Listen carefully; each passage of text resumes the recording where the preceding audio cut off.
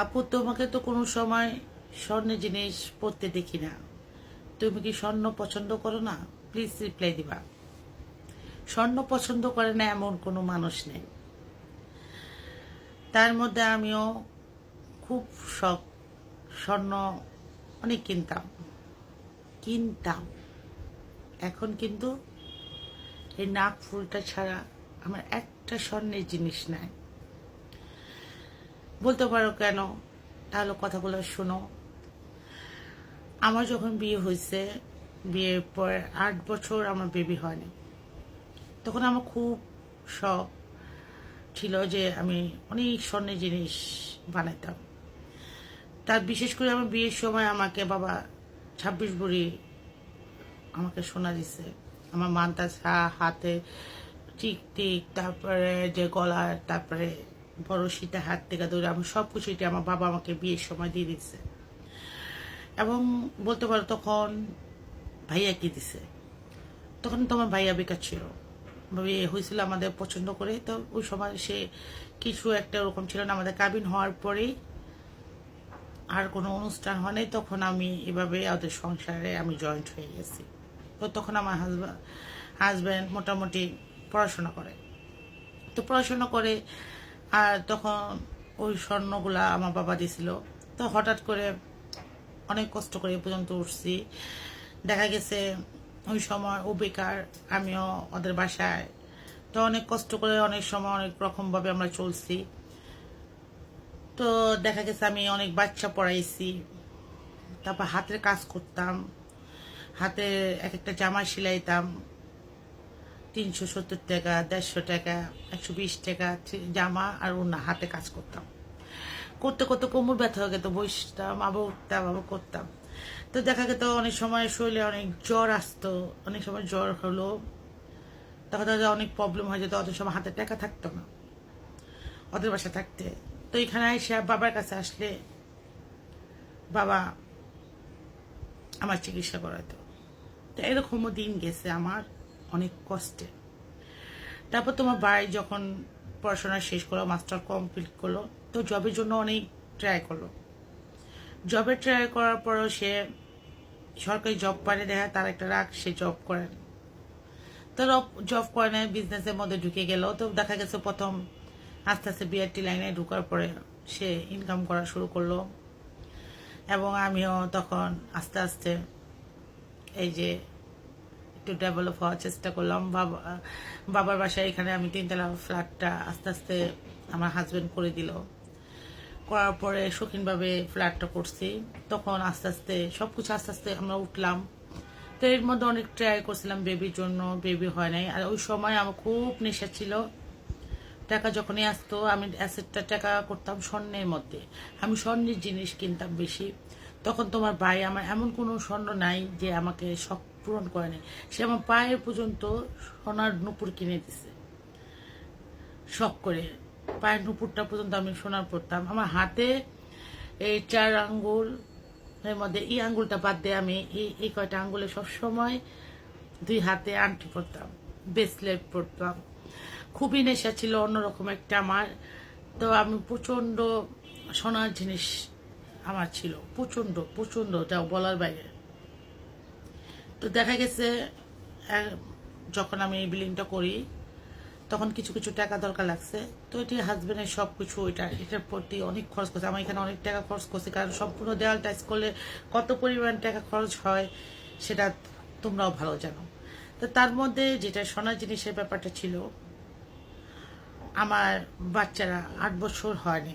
8 বছর যখন হয়নি তখন আমার অনেক রকমের চিকিৎসা করতে হয়েছে। আমি ইন্ডিয়াও গেছি, অনেক দিকটা অনেক রকমভাবে আমার মানে খরচ করতে হয়েছে বাচ্চাদের জন্য। তো অনেক চিকিৎসাই করছি। তখন আমি মানে তারপরেও বাচ্চা মানে মুখ দেখতে পাচ্ছিলাম না, খুব কষ্টে আসলাম আমি। তারপরে আমি অনেক আল্লাহর কাছে অনেক চাইতেই থাকিছি আর বলতে অনেক বলছি। তো চিকিৎসা করতে করতে অনেক আমার খরচ করতেছি। এখানে যে যে যে ডাক্তারের কথাই বলছে সেখানে দৌড়াইছি, যে চৌধুরী বলো, অনেক জায়গায় বলো আমি গেছি, ইন্ডিয়াও গেছি, কাজ হয় না। তারপরে আল্লাহর রহমতে বা আল্লাহর হুকুমে পারভিন ফাতেমা কেয়ার হসপিটালে যাওয়ার পরে আমি তার চিকিৎসা আল্লাহর হুকুমে আমি দেখা গেছে 3টা বাচ্চার মুখ দেখতে পারছি। দেখা গেছে এই সময় আমার প্রচুর টাকা লাগছে, এখানে টাকা টাকা লাগে, প্রচন্ড টাকা লাগে। একটা ওষুধ বাহিরের থাকে, ইঞ্জেকশন বাহিরের থাকে। তো ছেলের সময় চিকিৎসা করতে সময় আমার অনেক টাকা দরকার লাগছে। আর যেটা আমার প্রবলেম হয়েছিল, এটা বিয়ের আগের থেকে আমার প্রবলেম ছিল। তো এটা আমি হাজব্যান্ডের সাথে ক্লিয়ার করে আমরা বিয়ে করছি। ও আমাকে বলছে আল্লাহ দিলে অবশ্যই একদিন বাচ্চা হবে, কিন্তু কোনো লোকে আমি ওকে বিয়ে করিনি। তো তখন আমি আমার বাচ্চাটা ইয়াসিন পেটে আসছে, তো তখন ইয়াসিন আসার আগে যেটা হইতো আমার প্রবলেম,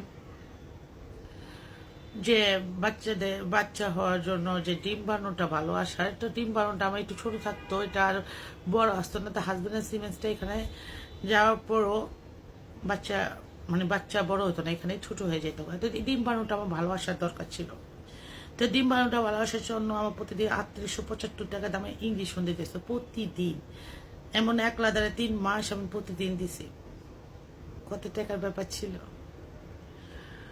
অনেক টাকার ব্যাপার ছিল, অনেক চিকিৎসায়। তারপর আমি হার মানি নেই, হার বলতে মনের ভিতরে ঢুকাই নেই।